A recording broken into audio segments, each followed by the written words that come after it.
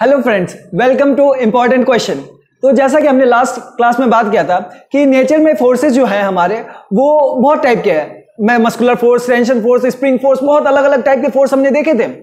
लेकिन फिर हमने सोचा कि जो हमने यूनिफिकेशन पढ़ा है कि ये इस दुनिया में हर काम एक की वजह से हो रहा है, क्या ये वहां भी एप्लीकेबल है? तो बोला हाँ एप्लीकेबल है। हम जो अलग अलग फोर्सेस देखते हैं वो अलग अलग नहीं है, वो बेसिकली किसी एक फोर्स से मिलकर बने हैं। वो एक फोर्स क्या है हमें नहीं पता, लेकिन फिर भी हमने कम करके कितने कर लिए? 4 कर लिए, और आगे कम करने की कोशिश की जा रही है। जैसे किसको मिलाया गया था? हाँ, इलेक्ट्रोमैग्नेटिक फोर्स को और वीक न्यूक्लियर फोर्स को मिला के हमने इलेक्ट्रोवीक फोर्स बनाया था। ठीक है, तो लेकिन हमारे बेसिकली 4 फंडामेंटल फोर्सेस थे। वो 4 फंडामेंटल फोर्सेस क्या है? Gravitational force, electromagnetic force, strong nuclear force and weak nuclear force. ये हम जान चुके हैं। तो आज हम देखते हैं कि जो हमारे फिजिकल लॉज है, जो हमने लॉ बनाए हैं, वो कुछ उनका नेचर क्या है, उनके बारे में थोड़ा पढ़ने की कोशिश करते हैं। ठीक है, बेसिकली आज हम बात करेंगे कंजर्वेशन लॉ के बारे में। कंजर्वेशन के बारे में तुमने जाना होगा कि कंजर्वेशन क्या होता है, कि जैसा कि तुमने 8th क्लास में, अपने 8th क्लास में एक लेसन पढ़ा होगा साइंस में, जिसमें तुम्हें यह सिखाया गया होगा कि मास can neither be created not be destroyed. हाँ, ये सिखाया गया था तुम्हें। ठीक है, तो इसको तुमने क्या कहा था? कंजर्वेशन ऑफ मास, कि मास कभी भी चेंज नहीं होता, वो एक फॉर्म से दूसरे फॉर्म में कन्वर्ट होता है। ठीक है, तो ऐसा ही चीज हम एनर्जी के लिए पढ़ेंगे, ऐसा ही चीज हम मोमेंटम के लिए पढ़ेंगे, ऐसी चीज हम चार्ज के लिए पढ़ेंगे, अलग अलग चीजों के बारे में पढ़ेंगे। हाँ, बेसिकली बात क्या है कि फिजिसिस्ट का काम क्या है कि नेचर की चीजों को एक्सप्लोर करना, उनके बारे में पढ़ना, उनको समझना, और यहां तक कि समझ के उसको मैथमेटिकल फॉर्मूला कर देना, उसके लिए मैथमेटिकल फॉर्मूला बना देना। ये काम है फिजिसिस्ट का। और ये सब काम करने में उनको कुछ चीजें मान के चलनी पड़ती है कि वो चीजें क्या है, वो है हमारी कंजर्वेशन प्रिंसिपल, कि हमारी चीजें कंजर्व रहती है। वो छोटे स्केल एटम पे हो या बड़े स्केल यूनिवर्स पे हो, सब जगह कंजर्व रहती है। तो चलिए आगे का सफर शुरू करते हैं। Nature of physical loss. ठीक है, in any physical phenomena govern by different forces several quantity में चेंज विद टाइम। जैसे कि हमें पता है कि जो भी फॉर्मूला है, जो भी फेनोमेना है, वो अलग अलग फोर्सेस अलग अलग क्वांटिटी से डील करता है। लेकिन कुछ क्वांटिटीज होती है जो टाइम के साथ चेंज होती रहती है, मोस्टली क्वांटिटीज टाइम के साथ चेंज होती रहती है। ठीक है, a remarkable fact is that some special physical quantity, लेकिन कुछ स्पेशल फिजिकल क्वांटिटीज है जो टाइम के साथ चेंज नहीं होती है। ठीक है, they are conserve quantities in nature, और ये सब क्या है? ये सब कंजर्व क्वांटिटीज है हमारी नेचर की। Understanding this conservation principle is very important to describe the observed phenomena quantitatively. ठीक है, अगर किसी चीज को क्वांटिटी में बताना है, हमने जैसे बात किया था कि हम एनालिसिस करेंगे। 2 टाइप की एनालिसिस होती थी हमारी, क्वालिटेटिव एनालिसिस और क्वांटिटेटिव एनालिसिस। ठीक है, जो हम क्वांटिटेटिव एनालिसिस करते थे उनका हम अच्छे से क्वांटिटी तब बता पाएंगे जब हम इन कंजर्वेशन प्रिंसिपल को अच्छे से समझ पाएंगे। ठीक है, तो इस कंजर्वेशन प्रिंसिपल को समझना हमारे लिए बहुत जरूरी है। ठीक है, जैसा कि एक एग्जांपल के थ्रू समझाने की कोशिश की जाती है कि जब मान लो कि कोई भी मोशन एक कंजर्वेटिव फोर्स के अलोंग हो रहा है, या अपोजिट हो रहा है, या अंदर हो रहा है। ठीक है, एक कंजर्वेटिव फोर्स है जिसके अलोंग हमारा कोई मोशन हो रहा है। कंजर्वेटिव फोर्स के बारे में नहीं जानते, चलो कोई नहीं, बस इतना याद रखना कि कुछ फोर्सेस होते हैं जो कंजर्वेटिव होते हैं, कुछ फोर्सेस होते हैं नॉन कंजर्वेटिव होते हैं। ठीक है, कंजर्वेटिव फोर्सेस वो होते हैं जो इनिशियल और फाइनल पॉइंट पे डिपेंड करे, रास्ता क्या है उन पे डिपेंड ना किया जाए। ठीक है, और नॉन कंजर्वेटिव फोर्स क्या होते हैं? जो सिर्फ और सिर्फ जो फाइनल और इनिशियल पॉइंट पे ना डिपेंड करके रास्तों पे भी डिपेंड करे। ठीक है, तो ये होता है हमारे नॉन कंजर्वेटिव फोर्स और ये कंजर्वेटिव फोर्स। ठीक है, तो ये 2 टाइप के फोर्सेस है। इनके बारे में हम और अच्छे से पढ़ेंगे अपने फोर्सेस वाले चैप्टर में, जो कि हमारा 5th चैप्टर है, लॉज ऑफ मोशन, उसमें हम पढ़ेंगे। ठीक है, इसको मैंने बेसिकली एज अ हिंट दे दिया तुम्हें कि ये ऐसे ऐसे होते हैं। अब इनको जैसा मान लो कि कंजर्वेटिव फोर्स है, 2 टाइप के फोर्सेस बात की, लेकिन जब भी कंजर्वेटिव फोर्स होगा और उसके अंदर मोशन हो रहा होगा, तो उसमें क्या बोला जा रहा है? द टोटल मैकेनिकल एनर्जी, जो टोटल मैकेनिकल एनर्जी है वो क्या है? वो है sum of kinetic and potential energy. तुमने 9th में भी पढ़ा होगा कि जो हमारी काइनेटिक एनर्जी और पोटेंशियल एनर्जी का सम होता है उसको हम क्या कहते हैं? हाँ, उसको हम मैकेनिकल एनर्जी कहते हैं। ठीक है, वो हर टाइम पे कांस्टेंट रहेगा। जैसे कैसे कि ग्रेविटेशनल फोर्स भी हमारा क्या है? कंजर्वेटिव फोर्स है। तो इसमें मैं बताता हूं कि ये एक बॉडी है, इसको मैंने इस लेवल पे रखा है और इसके पास कुछ पोटेंशियल एनर्जी है। मैंने इसको छोड़ा और इसमें क्या आ गई? वेलोसिटी आ गई, और वेलोसिटी की वजह से क्या आया? काइनेटिक एनर्जी आई। तो हम देखिए इसका काइनेटिक एनर्जी आ गई, लेकिन ये नीचे पहुंच गया। तुम्हें पता है पोजीशन की वजह से पोटेंशियल एनर्जी होती है और स्पीड की वजह से काइनेटिक एनर्जी होती है, ठीक है। तो जब मैंने छोड़ा था तो जो इसकी पोटेंशियल एनर्जी थी वही काइनेटिक एनर्जी में कन्वर्ट हो रही थी। तो इन दोनों का अगर सम किया जाए तो फिर भी वापस से क्या आएगा, वापस से ये कांस्टेंट आएगा, ठीक है। हाँ, तो हमें क्या पता चला कि ये जो कांस्टेंट है, ये जो हमारी एनर्जी है मैकेनिकल एनर्जी, वो कंजर्वेटिव फोर्स के लिए कांस्टेंट रहती है, ठीक है, बोथ काइनेटिक एनर्जी। अब यही बात इसमें कही गई है, the sum of kinetic and potential energy of a body is a constant. The familiar example is the free fall of an object under gravity. वही ग्रेविटेशनल फोर्स में किसी भी चीज को गिर जाना, ठीक है, gravity. Both the kinetic energy of object and its potential energy change continuously with time, ठीक है। काइनेटिक देखो जैसे ये नीचे आता जा रहा है, इसका पोटेंशियल एनर्जी धीरे धीरे कम होता जा रहा है और काइनेटिक एनर्जी वैसे धीरे धीरे बढ़ता जा रहा होगा, ठीक है। लेकिन इन दोनों का सम करा जाएगा तो वो क्या होगा, वो कांस्टेंट होगा। हाँ, यही है हमारा कि देखा एनर्जी कंजर्व रही, यही चीज है हमारे पास, ठीक है। अब बात आती है कि यहां पे एक बात याद रखना कि ये सिर्फ किसके लिए एप्लीकेबल था, ये वाला प्रोसेस। तो ये प्रोसेस था किसके लिए एप्लीकेबल, हाँ, कंजर्वेटिव फोर्स के लिए। तो तुम्हारे एक मन में सवाल हो सकता है, तो क्या ये लॉ हमारे नॉन कंजर्वेटिव फोर्स के लिए फेल हो जाएगा? तो बोला नहीं, फेल नहीं होगा। ये बात क्या होगी कि वहां पे अदर नॉन कंजर्वेटिव फोर्स में क्या है, पाथ पे डिपेंड करता है। तो पाथ में कुछ एनर्जी खर्च हुई है, फिर उन एनर्जी को भी जोड़ लेंगे। मान लो साउंड एनर्जी आ गई, हीट एनर्जी आ गई, उन सबको जोड़ लिया जाएगा। तो फिर ओवरऑल जो कंजर्वेशन प्रिंसिपल एनर्जी का वो कंजर्व रहेगा, ठीक है। ये जो मैकेनिकल एनर्जी का कंजर्वेशन है, सिर्फ हमने एक पर्टिकुलर पार्ट लिया एनर्जी का, कौन सा, मैकेनिकल एनर्जी। ये कंजर्व किसके लिए रहता है, सिर्फ कंजर्वेटिव फोर्स के लिए। ये बात अच्छे से याद रखना, मैं इसको दोबारा भी बताऊंगा कहां, हाँ, अपने 5th चैप्टर में। लेकिन उसको ये बात याद रखना है कि मैकेनिकल एनर्जी जब हम पोर्शन ले रहे हैं वो किसके लिए कंजर्व है, सिर्फ किसके लिए, कंजर्वेटिव फोर्स के लिए। हाँ, और जो हमारा नॉन कंजर्वेटिव फोर्स है उनके लिए क्या होगा, law of conservation of energy follow करेगा, जो हमारा मेन कहता है कि एनर्जी, इनिशियल एनर्जी और फाइनल एनर्जी बराबर होगा। टोटल एनर्जी ले लो जो इनिशियल पे थी और जो फाइनल थी, ठीक है। ये चीज हमारी होगी, ठीक है। अब आगे देखते हैं कि the law of conservation of energy is thought to be valid across all domain in nature. जैसे कि हमने बात किया था कि हमारे 2 डोमेन थे, ठीक है, मैक्रोस्कोपिक और माइक्रोस्कोपिक। हाँ, मीजोस्कोपिक भी था जो अभी रिसेंटली आया है, लेकिन बेसिकली मेन क्या है हमारे, मैक्रोस्कोपिक और माइक्रोस्कोपिक। तो ये 2 डोमेन है। तुम्हें एक बात मैंने बताई थी कि न्यूटोनियन फिजिक्स हमारी माइक्रोस्कोपिक पे काम करना बंद कर देती है, ठीक है। लेकिन ये जो हमारा फिजिक्स का ये लॉ है, क्या है, law of conservation of energy या कंजर्वेशन लॉ, ये हमारे वहां भी माइक्रोस्कोपिक डोमेन में भी उसी तरह से काम करती है जैसा कि मैक्रोस्कोपिक डोमेन में करती है, ठीक है। तो इसके बारे में हम जानते हैं, it is routinely applied in the analysis of atomic, nuclear and elementary particle processes at the other end all kinds of violent phenomena occur in the universe all the time, yet the total energy of the universe is believed to remain unchanged। मतलब किसी भी एक isolated system के लिए बात कर ली जाए कि उससे कोई और इंटरेक्ट नहीं कर रहा है, तो क्या माना जाएगा कि अगर यूनिवर्स पूरा एक आइसोलेटेड सिस्टम है तो इसके जो टोटल एनर्जी है वो कंजर्व रहेगी, जितनी मिल गई वो हमेशा उतनी रहेगी, ठीक है। बट अभी मैंने 2 कंजर्वेशन प्रिंसिपल की बात की, एक तुम्हारी पुरानी वाली कंजर्वेशन ऑफ मास और एक अभी नई कंजर्वेशन ऑफ एनर्जी। तो ये 2 अलग अलग पढ़ लिया हमने। लेकिन आइंस्टाइन जो थे, आइंस्टाइन को एक बड़ी तकलीफ थी, उनको बोला 2 चीजें नहीं, 2 अलग अलग नहीं। उन्होंने पहले भी बताया मैंने कि अलग अलग, मतलब कि इलेक्ट्रोमैग्नेटिक फोर्सेस को और ग्रेविटेशनल फोर्सेस को एक करने का सोचा था, लेकिन कर नहीं पाए। उन्होंने कोशिश की लेकिन हो नहीं पाया। और यहां भी सेम, उन्होंने law of conservation of energy और law of conservation of mass दोनों को इकट्ठा कर दिया। बोला कि ये अलग अलग है थोड़ी। बोला कैसे? बोला मास एनर्जी अलग थोड़ी है, दोनों एक ही है। तो अलग नहीं है ये, हमें पता है यार। मास क्या है, ये मेरा माउस, ठीक है, तो ये एक मास है, ठीक है। और एनर्जी क्या है, ये लाइट से एनर्जी है। और हम बोले ये अलग नहीं है। या आइंस्टाइन ने क्या बात कर दी? तो हाँ, बात की थी उन्होंने, ये कही थी। और इसके पीछे क्या है, इसके पीछे वजह क्या दी उन्होंने? बोला कि इसको एक सिंपल सा एग्जांपल समझाया। बोला कि मान लो कि तुम्हारे पास आइस है, बोला आइस है, आइस के मॉलिक्यूल्स को लूज करो तो क्या बन जाएगा? वो वाटर बन जाएगा, लिक्विड फॉर्म में आ गया। बोला थोड़ा और लूज करो, वो गैस बन गया, दिखना बंद हो गया। तो बोला इसी टाइप से कि अगर किसी एटम को, मतलब किसी सब्सटेंस को हम छोटे हिस्सों में करें तो सबसे छोटा हिस्सा कहां तक जा सकते हैं? एटम तक जा सकते हैं। बोला उसके बाद अगर उसको फर्दर तुम तोड़ दो, खोल दो, तो वो क्या बन जाएगा? बोला वो एनर्जी बन जाएगा।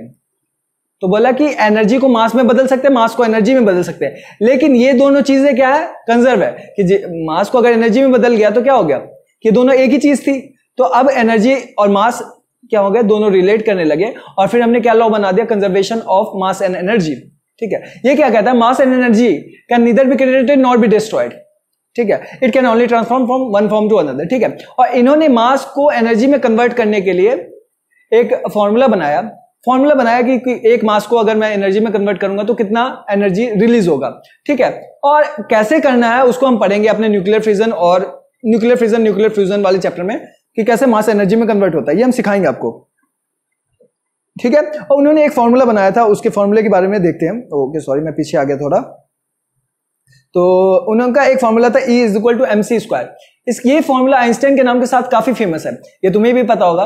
तो इसमें जो E है वो क्या कहता है, वो कहता है हमारा, ये जो E है हमारा, वो किसके बारे में डील करता है, वो एनर्जी के बारे में डील करता है। वो M है वो मास जिसको हमें किसमें कन्वर्ट करना है, एनर्जी में कन्वर्ट करना है, और C speed of the light. ठीक है, मैं अभी तुम्हें एक एग्जांपल देके समझाता हूं कि सपोज कि मेरा एक पेन है, मैं पेन कहाँ गया, एक से मैं पेन लेता हूं। ठीक है, तो ये मेरा पेन है, इस पेन को मैं मान लो कि एनर्जी में कन्वर्ट करना चाहता हूं। ठीक है, इस पेन का वेट है 10 ग्राम। ठीक है, तो 10 ग्राम है, तो मैं इस फॉर्मूले में अपना वैल्यू पुट करता हूं। इस ये नेक्स्ट पेज है, सॉरी मैं नेक्स्ट वापस आता हूं। ठीक है, तो E इज इक्वल टू क्या है फॉर्मूला मेरा भाई, E is equal to mc square. ठीक है, तो एनर्जी जो होगा वो mc स्क्वायर के बराबर। C की वैल्यू क्या होती है, तो C की वैल्यू होती है 3 इंटू 10 की पावर 8 मीटर पर सेकेंड। ठीक है, और जो हमारे M की वैल्यू है, M की वैल्यू मैंने बोली 10 ग्राम। ठीक है, तो 10 ग्राम या 10 इंटू 10 की पावर -3 किलोग्राम। ठीक है, हमें वेट किलोग्राम में डालना होता है। ऐसा क्यों है कि हम यूनिट्स, ऐसा यूनिट है ये, और ये सब के बारे में हम नेक्स्ट चैप्टर में पढ़ेंगे, चैप्टर नंबर 2 में। ठीक है, तो E जो हो जाएगा हमारा वो कितना हो जाएगा, E is equal to 10 into 10 की पावर -3 इंटू में C स्क्वायर, मतलब 9 इंटू 10 की पावर 16। तो इसकी वैल्यू जो आ जाएगी वो हमारे पास आ जाएगी 9 इंटू 10 की पावर 14 जूल। तो इतनी एनर्जी रिलीज होगी। ठीक है, एक मास को कन्वर्ट करना, लेकिन ऐसे हम कन्वर्ट नहीं कर सकते। जैसे मैं तुम्हें एक एग्जांपल दूं कि तुम लोगों ने डॉक्टर स्ट्रेंज मूवी देखी होगी, उसमें क्या बताता है कि उन्होंने कहा था कि हम एनर्जी बनाते हैं मासेस से, हम बनाते हैं ऊर्जा, एनर्जी। ठीक है, एनर्जी बनाते हैं मासेस से, तो वो क्या है, तो उनके पास कोई तरीका है, वो मूवीज है, लेकिन सिंपल सी बात है, लेकिन उन्होंने यही कॉन्सेप्ट का यूज किया था और क्या बोला था कि हम एनर्जी बनाते हैं, मासेस से। तो ठीक है, तो हम एक छोटा सा मास का टुकड़ा से भी एनर्जी बना सकते हैं अगर उसको एनर्जी में कन्वर्ट कर पाए तो। ठीक है, लेकिन ये इतना आसान प्रोसेस नहीं है कि हाथों से घुमा के कर दिया, या तिलस्मी नकेल जो भी थी, मैंने हिंदी में देखी थी। ठीक है, तो उनसे कर दिया, तो ऐसी बात नहीं है। उसको चेंज करने के लिए हाँ काफी कंबरसम प्रोसेस है, न्यूक्लियर रिएक्टर की जरूरत पड़ती है, ये सब पड़ती है। ठीक है, तो इसलिए वो थोड़ा मुश्किल है, एटम के लेवल पे होता है, एटम का मास बहुत छोटा होता है, तो एनर्जी हाँ छोटी छोटी होती है, लेकिन एटम बहुत सारे होते हैं, इसलिए एनर्जी बढ़ जाती है, और उसको रोकने, उसको समझने, उसको ऑपरेट करने के लिए बहुत सारी चीजें हमें चाहिए होती है। ठीक है, वो तो इसलिए वो प्रोसेस थोड़ा कंबरसम है। ठीक है, तो इन सब के बाद हमें पता चला कि एनर्जी और मास एक दूसरे में कन्वर्ट हो सकते हैं, ये आइंस्टाइन बता के गए, और तुम्हें पता चला कि एनर्जी और मास दोनों एक ही है। आगे मैं इन बातों में और ज्यादा डिस्कस करूंगा अपने आगे वाले चैप्टर्स में। ठीक है, फिर अब नेचर में बात करें तो नेचर में है सिमेट्री। सिमेट्री क्या है कि नेचर को एक जैसी चीजें पसंद है, कि जो चीजें आज हैं वही चीजें कल होंगी, वही चीजें परसों होंगी। कैसे, जैसे कि आज सन ईस्ट से निकल रहा है और वेस्ट में डूब रहा है, तो कल भी सन ईस्ट से ही निकलेगा और वेस्ट में डूबेगा, और आज से 100 साल पहले भी ईस्ट से ही निकलता था और वेस्ट में ही डूबेगा। तो नेचर के इन सिमेट्री की वजह से हम यूनिवर्स के अलग अलग फिनोमेना को समझ पाते हैं कि वो पहले टाइम में कैसा था, वो आज कैसा, वो आजकल कैसा होगा। ठीक है, सिमेट्री के बेस पे। ठीक है, जैसे मैं तुम्हें एक पर्टिकुलर टाइम फ्रेम की बात करूं कि जैसे ये टाइम है, और सिमेट्री बहुत ज्यादा अंदर जाके किससे मिला हुआ है, कंजर्वेशन प्रिंसिपल से मिला हुआ है। मैं इसको थोड़ा सा समझाने की कोशिश करता हूं अपने लैंग्वेज में, शायद समझ में आ जाए। ठीक है, कि एक टाइम फ्रेम, अभी मान लो कि ये हमारा एक टाइम फ्रेम है और इसको पॉज कर लो, तो इसके इस टाइम में कुछ एनर्जीज होंगी हर टाइम में। ठीक है, और उतनी ही एनर्जी को नेक्स्ट टाइम फ्रेम में रहना है। ठीक है, तो नेक्स्ट टाइम फ्रेम में जैसे ही टाइम में डिस्प्लेसमेंट हुआ थोड़ा सा, मान लो कि 1 सेकंड का 2 सेकंड आया, तो उतनी ही एनर्जी चाहिए, तो वो अपनी एनर्जी सब जगह पे इकट्ठे कर लेता है जैसा भी है। तो अभी देखो, पहले भी उतनी एनर्जी थी, अभी भी उतनी एनर्जी है। तो जो सिमेट्री है, सिमेट्री जो टाइम में मेनली बात है, वही चीज हमारा किसकी वजह से जो टाइम में डिस्प्लेसमेंट हुआ है, एक सेकंड से दूसरे सेकंड में जो डिस्प्लेसमेंट हुआ है, इसी बेस पे हमारा कौन सा प्रिंसिपल बना है, कंजर्वेशन ऑफ एनर्जी। ठीक है, तो थोड़ा मुश्किल है तुम लोगों के लिए ये चीज समझ पाना, तो इसलिए बस इतना समझो कि जो सिमेट्री है वो क्या कहती है कि चीजें नेचर में एक ही जैसी चीजें हर टाइम फ्रेम में होगी। ठीक है, तो ये बात है, और ये कहीं ना कहीं जैसा कि है ये nature will explore more advance course in physics. ठीक है, क्या कहा जा रहा है इसमें कि conservation law has a deep connection with symmetries of nature that you will explore in more advance courses in physics. ठीक है, आगे जब कोर्सेज में फिजिक्स में जाओगे तो तुम्हें वही बातें पता चलेगी कि ये जो डिस्प्लेसमेंट इन टाइम होता है, टाइम में जो डिस्प्लेसमेंट होता है, इसकी वजह से हमारा क्या है, कंजर्वेशन ऑफ एनर्जी। हाँ, और जो डिस्प्लेसमेंट इन स्पेस है, स्पेस क्या है, ये सब चीजें क्या है मैं नहीं बता रहा, चलो छोड़ दो, इनके बाद हम आगे चलते हैं और आगे की बातें शुरू करते हैं। ठीक है, अब हमारे पास एक है साइंटिस्ट सीवी रमन, इंडिया से ही थे हमारे सीवी रमन, जिन्होंने कहा था, क्या कहा था कि अगर ये बेसिकली एक अच्छे साइंटिस्ट थे, इनका नाम तुम लोगों ने सुना होगा सीवी रमन के बारे में। ठीक है, इन्होंने कहा था कि अगर किसी मॉलिक्यूल्स पे हम लाइट एनर्जी पास करें, ठीक है, तो लाइट एनर्जी जो है, लाइट एक एनर्जी का फॉर्म है और इसके छोटे छोटे पार्टिकल्स है जिसको फोटोन कहते हैं, उनके पास ही मेन एनर्जी होती है, उनके एनर्जी में, उनके फोटोन के एनर्जी में और मॉलिक्यूल्स के इलेक्ट्रॉन के एनर्जी में इंटरेक्शन होता है और क्या होता है, एनर्जी का एक्सचेंज होता है। और इसी चीज में ये पहली बार किसी ने बताया था, तो इसने एक पूरा रिसर्च का नया फील्ड खुला, जिनकी वजह से इनको एक नोबेल प्राइज भी मिला था, इनको एक नोबेल प्राइज मिला और इनके इफेक्ट को रमन इफेक्ट के नाम से जाना जाता है। ठीक है, तो इंडिया पीछे नहीं रहा है, लेकिन मैं तुम्हें बताऊंगा कुछ वजह है जो इंडिया को थोड़ा बैकवर्ड खींच के रखता, थोड़ा हम आगे जैसे देखते हैं। ठीक है, तो इसके साथ हमारा ये चैप्टर खत्म हो जाता है और इसके एक्सरसाइज में कुछ क्वेश्चंस हैं। ठीक है, वो क्वेश्चंस बेसिकली तुम्हारे एग्जाम में इंपॉर्टेंट से नहीं है, लेकिन तुम्हें फिजिक्स और साइंस समझने के लिए काफी इंपॉर्टेंट है, साइंस का रोल सोसाइटी में समझने के लिए इंपॉर्टेंट है। तो इन सब चीजों के लिए हम थोड़े कुछ क्वेश्चंस मैंने सिलेक्ट किए हैं और जो देखते हैं। तो सबसे पहला ही क्वेश्चन लिया है कि some of the most profound statement on the nature of science have come from Albert Einstein, one of the greatest scientist of all time. जैसे कि हमें नेचर के बारे में कुछ अगर किसी ने कुछ कहा हो तो उनके बारे में सबसे अच्छा जिसने कहा है वो आइंस्टाइन ने कहा है, और आइंस्टाइन को हम इतिहास का सबसे अच्छा साइंटिस्ट मानते हैं। ठीक है, तो उन्होंने क्या कहा था कि the most incomprehensible thing about the world is that it is comprehensible, कि जो सबसे ना समझ में आने वाली बात है नेचर की वो है कि वो बड़े आराम से समझ में आ जाता है।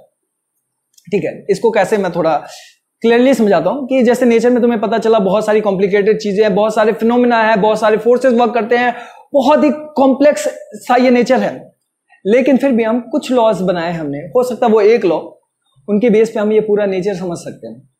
तो नेचर है इतना कॉम्प्लेक्स सा, इतना इनकम्प्रिहेंसिबल, जिसको समझना थोड़ा मुश्किल हो, लेकिन फिर भी क्या है, उनको कुछ लॉ के थ्रू समझा जा सकता है। तो ये लाइन काफी अच्छी कही थी हमारे आइंस्टाइन सर ने। ठीक है, इससे आगे देखते हैं। Though India now has a large base in science and technology which is fast expanding, it is still a long way for realising its potential of becoming a world leader in science. Name some important factor which in your view have hindered the advancement of science in India. बात देखो क्या है कि हम अगर बात करें तो इंडिया साइंस और टेक्नोलॉजी में काफी आगे रहा है, लेकिन ऐसा भी नहीं है कि हम बहुत आगे और या हम साइंस के लिए हमारे वर्ल्ड हमें देखता है, ऐसा नहीं है। ऐसा क्यों है?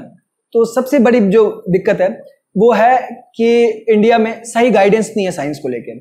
जैसा कि साइंस तुम्हें पढ़ाया जाता है बेसिकली एक सब्जेक्ट की तरह, लेकिन साइंस एक लाइफ समझने का नाम है, साइंस एक नेचर को समझने का नाम है, जिंदगी जीने का नाम है। ठीक है, साइंस समझ में आनी चाहिए तुम्हें। ठीक है, साइंस हर चीजों को लॉजिकली डील करता है, तुम्हारे पर्सनल डेवलपमेंट में काफी काम में आता है और इसकी कोई गाइडेंस नहीं है। एक सब्जेक्ट की तरह तुम सिर्फ रट के पढ़ लेते हो, और सिर्फ इसी चीज को बदलने के लिए मैंने चैनल बनाया है कि तुम साइंस को समझो, साइंस के डीप कनेक्शंस को जानो।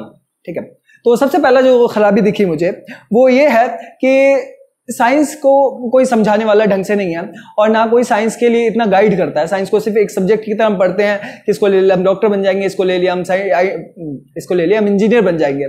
साइंस को समझना कोई नहीं चाह रहा। ठीक है, और इसी बेसिकली बात है कि साइंस को गाइड करने वाला हमारे पास कोई नहीं है। दूसरा है कि हमारा पुअर फंडिंग, तो बेसिकली हमने साइंस एजुकेशन की तरफ ज्यादा फंड नहीं है हमारे गवर्नमेंट की तरफ से, ठीक है। तो सबसे जरूरी बात है कि हमें एजुकेशन के लिए मेनली बात है कि हमारे कंट्री में एजुकेशन को ढंग से फाइनेंस नहीं किया जाता, उसको जितना होना चाहिए उतना नहीं किया जा रहा। जैसा कि अभी रिसेंटली मैं दिल्ली में हूं, तो मुझे पता है कि दिल्ली एजुकेशन ने, दिल्ली के चीफ मिनिस्टर हमारे अरविंद केजरीवाल ने 13% ऑफ जीडीपी, 13% जीडीपी का 13% अपने सिर्फ एजुकेशन में दिखाया। और यही चीज इंपॉर्टेंट है, और यही चीज हमारे दिल्ली के स्कूलों को इतना अच्छा बना रही है।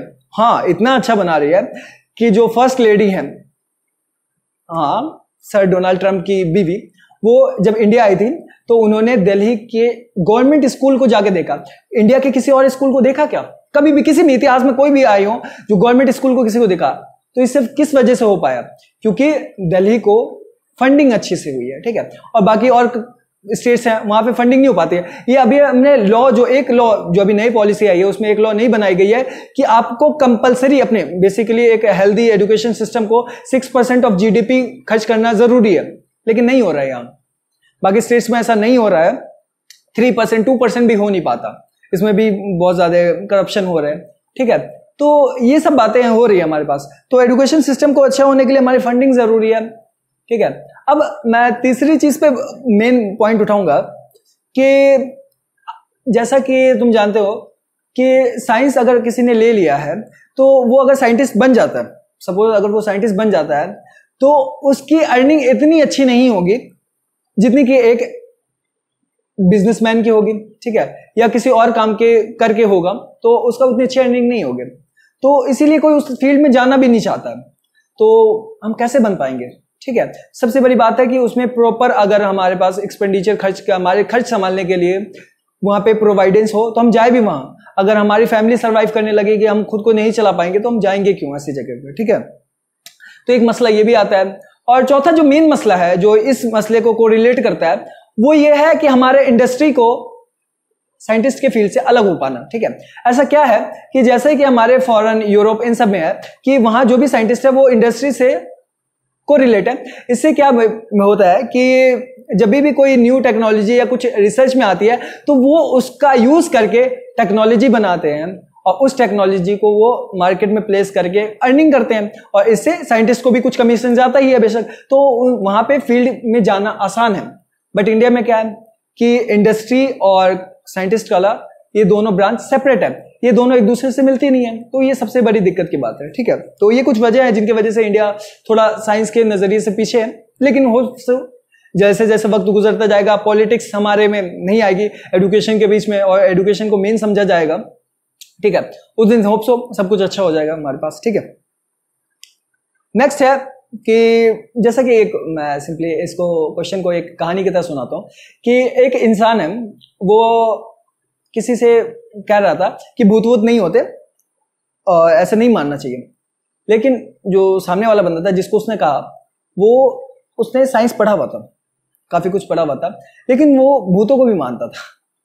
कैसे साइंस पढ़ा हुआ बंदा कैसे मान सकता है? बस मानता था, बस केस ले लो, मानते, ऐसे बहुत सारे लोग हैं, ठीक है, वो मानता था। तो जैसे उसने कहा कि भूत वूत नहीं होते तो उसने बोला कैसे? तो उसने कहते दिखते नहीं है। तो उसने कहा कि कभी इलेक्ट्रॉन को देखा क्या? तो बोला नहीं। तो बोला लेकिन फिर भी तुम मानते हो इलेक्ट्रॉन को? तो बोला हाँ मानते। तो बोलता इसी तरीके से मैंने भूत को नहीं देखा लेकिन मैं भूत को मानता हूं। अब भाई बात क्या हो गई? तो बेसिकली इस आर्ग्यू को हम सिंपली खत्म कर सकते हैं, क्योंकि हमने लास्ट क्लास में बात किया था कि इलेक्ट्रॉन की वेव नेचर को यूज करके हम इलेक्ट्रॉन माइक्रोस्कोप बनाते हैं। अब भूत के कौन से नेचर को यूज करके मैं क्या बनाऊंगा या तुमने क्या प्रूफ किया है ये बता दो मुझे, तो शायद मैं भी भूत को मान लूं। तो वो तो बता नहीं पाया, तो मतलब उसकी बातें गलत थी, ठीक है। तो भूत वूत नहीं होते, ठीक है। अब नेक्स्ट क्वेश्चन की तरफ है। India has had a long and unbroken tradition of great scholarship in mathematics, astronomy, linguistics, logic and ethics. हमें पता है कि इंडिया बहुत आगे रहा है इन सब फील्ड्स में, ठीक है। Yet in the parallel with this several superstitious and obscurantistic attitudes and practices flourished in our society and unfortunately continue even today among many educated people too. How will you use your knowledge to science to develop strategies to counter these attributes, ठीक है। अब basically बात क्या है कि हम इन सब में आगे रहे हैं, लेकिन यहाँ पे एडुकेटेड पीपल भी अंधविश्वासी जैसा काम करते हैं, जैसे कि कुछ ऐसे अंधविश्वासी वाले काम जो साइंस के लॉजिक के एकदम खिलाफ है, लेकिन फिर भी लोग उसको मानते हैं, उसको समझने की कोशिश करते हैं, और यहाँ तक कि एजुकेटेड पीपल भी उसको मान रहे हैं, उस अंधविश्वास को, ठीक है। तो इन सब चीज़ को अगर हम साइंस के नॉलेज से समझना चाहें तो हम बेसिकली मैं बोलूँ तो अपने लाइफ को जीने का एक मकसद बना लो कि लॉजिकली चीज़ों पे बात की जाएगी, बिना लॉजिक वाली चीज़ों पे कोई काम नहीं करना, ठीक है। जिसमें लॉजिक लगे हम वही काम करेंगे, बिना लॉजिक वाले कोई काम नहीं करने, ठीक है। तो तब हमारा काम आसान हो जाएगा, ठीक है। अब जिस चीज में अंधविश्वास है, ठीक है, जैसे कि कुछ बोलते हैं कि बीमार पड़ गया तो बुरा साया आ गया, ठीक है, तो ये सब बातें झूठी है यार, ऐसा थोड़ी है। बीमार पड़ गया तो हमें पता है इन्फेक्शन आजकल पता है, लेकिन फिर भी कुछ लोग बुरा साया मान के झाड़ फूक तंत्र वंत्र इन सब में चले जाते हैं। तो ये सब कहने वाली बात है, ऐसा कुछ नहीं होता है, ठीक है। हमें अब पता चल चुका है, तो ये सब अंधविश्वास को अब हमें दूर करके अब हम पढ़े लिखे यार, अब हमारी यूथ की जनरेशन आई है जिसमें मोस्टली एजुकेटेड पीपल्स हैं, तो इन सब अंधविश्वास को अब खत्म कर देना चाहिए। ओके, नेक्स्ट चलते हैं अब। दो the law gives women equal status in India, हाँ हमारा लॉ इक्वल स्टेटस देता है इंडिया में वुमेन और मेन को, और बहुतों को ये बात पता भी है। Many people hold unscientific views on a woman in nature, capacity and intelligence, and in practice give them a secondary status and role. अब कुछ लोग एक अजीब सी बात को मानते हैं कि उनका जो नेचर है और उनकी जो कैपेसिटी है, लर्निंग कैपेसिटी है, वर्किंग कैपेसिटी है, वो हमसे कम है, और वो उनको सेकेंडरी रोल देते हैं हमारे मतलब सोसाइटी में। बिल्कुल ऐसा नहीं है। वो किसी की भी मेंटल हेल्थ या फिजिकल हेल्थ किस पे डिपेंड करती है कि उसको किस तरह का पोषण मिला है, उसको न्यूट्रिशन किस टाइप का मिला है, उसकी ग्रोथ कैसी हुई है, इस पे डिपेंड करता है, ना कि उसके जेंडर पे। हाँ, तुम अगर बायो पढ़ रहे हो या पढ़ोगे कभी फुर्सत में निकाल के, ठीक है, तो देखना कि वहां इंटेलिजेंस का कोई भी रोल नहीं है हमारे किसके साथ, जेंडर के साथ, ठीक है। ये सब कुछ न्यूट्रिशन पे डिपेंड करता है, हमारे रहने सहने पे डिपेंड करता है, हमारे एनवायरमेंट पे डिपेंड करता है, जेंडर पे डिपेंड नहीं करता। और कुछ लोग जो ये कहते हैं वो बेकार है। अब बात है कि अगर ऐसा होता तो आज तक कभी किसी फीमेल ने कोई अच्छा काम किया नहीं होता, लेकिन हम बहुत अच्छे ऐसे फीमेल्स को जानते हैं, जैसे इंडिया से ही हमारी सरोजिनी नायडू, कल्पना चावला, ये सब थी, और ये काफी अपनी फील्ड में काफी अच्छा काम किया इन्होंने। मदर टेरेसा के क्या नाम लूं मैं अब, और सारे, ठीक है। एक मैरी क्यूरी, जिनका नाम तुम लोगों ने सुना ही होगा, ठीक है। एक मैं सिसिलिया पेन के बारे में बताता हूं तुम्हें कि वो उन्होंने बताया था कि ऑक्सफोर्ड यूनिवर्सिटी, शायद यूनिवर्सिटी का नाम सही ले रहा हूँ मैं, ऑक्सफोर्ड या कैम्ब्रिज, ठीक है, इन दोनों में से कोई एक यूनिवर्सिटी थी, वहां वो पढ़ा करती थी, और उनके प्रोफेसर ने उनको बताया था कि सन में वही मटेरियल्स प्रेजेंट है जो अर्थ पे प्रेजेंट है, लेकिन उन्होंने अपनी पीएचडी की थीसिस में ये लिखा था कि नहीं, ऐसा नहीं है, ऐसा नहीं है, सन पे हाइड्रोजन और हीलियम है। उन्होंने बेसिकली जो भी प्रोसेस यूज किया उस प्रोसेस को हम समझेंगे, और लेकिन ये बताया था उन्होंने, और उनके जो प्रोफेसर थे उन्होंने साफ उनको मना कर दिया था कि नहीं तुम्हारी बातें गलत है ये वगैरह, उस वक्त मना कर दिया था। लेकिन कुछ सालों बाद वो प्रोफेसर खुद ही उनको लेटर लिखते हैं और बताते हैं कि नहीं, आप सही थी, आपकी बातें सही थी, सन पे हाइड्रोजन और हीलियम ही मेजॉरिटी क्वांटिटी में है, ना कि अर्थ के मटेरियल्स, ठीक है। और एक लास्ट बात है जो क्वेश्चन पर पढ़ लेना तुम लोग, जो लिखा हुआ इधर, वो क्या कह रहा है कि तुम्हें ऐसा लगता होगा कि साइंटिस्ट बनना एक बोरिंग काम है, जैसा कि वो पिक्चर बताता है साइंटिस्ट सब के बारे में कि काफी बोरिंग है। जब मैं पढ़ ही देता हूँ, text book on science may give you a wrong impression that studying science is dry and all too serious like वीरो शास्त्र बुद्धि वायरस, लेकिन ऐसा बिल्कुल नहीं है कि आपको सीरियस रहना पड़ेगा या आपको कोई मजा नहीं है, आपको अपनी पूरी लाइफ डेडिकेट कर देनी है, ऐसा कुछ भी नहीं है। ये इतना सीरियस वाला काम नहीं है। ऐसे बहुत सारे साइंटिस्ट हैं जिनकी लाइफ नॉर्मल चली है, बहुत अच्छी चली है, उनके बारे में कुछ चीज़ें तुम्हारे बुक में भी दी गई है, उनकी बिब्लियोग्राफी में कुछ बुक के नाम से, उनको जाके पढ़ो। और बेसिकली गेमो और फेमन के बारे में पढ़ना, उसमें उनके बारे में बताया गया है कि वो कितने डेली लाइफ, मतलब कि अपना उनका हैप्पीली लाइफ कवर हो रहा था, उसके साथ साथ वो साइंटिस्ट थे। हाँ, तो ये ख्याल निकाल दो कि एक साइंटिस्ट अच्छा नहीं हो सकता या हैप्पी नहीं हो सकता। ये जो याद है हमारे आइंस्टाइन, उनके बारे में पढ़ो तो वो भी हमारे स्टड लॉन्डे थे। हाँ, स्टड पे। अब जाकिर खान का नहीं कहना है कि आखिर बंदा तो स्टड है, तो वही बात है कि वो स्टड है। ठीक है, तो इसके साथ हमारा ये चैप्टर खत्म हो जाता है। तो होपफुली ये चैप्टर को पढ़ के तुम्हें काफी मजा आया होगा। ठीक है, तो ये बेसिकली ये चैप्टर को लोग स्किप करवाते हैं, लेकिन मैं बताता हूँ कि ये चैप्टर इंपॉर्टेंट है। क्यों? क्योंकि ये हमें ये बताता है कि साइंस कैसे पढ़ना है, फिजिक्स कैसे पढ़ना है, क्या क्या चीज इंपॉर्टेंट है। ठीक है, तो चलिए आज का सफर हमारा पूरा होता है, मिलते हैं नेक्स्ट चैप्टर में। Thank you.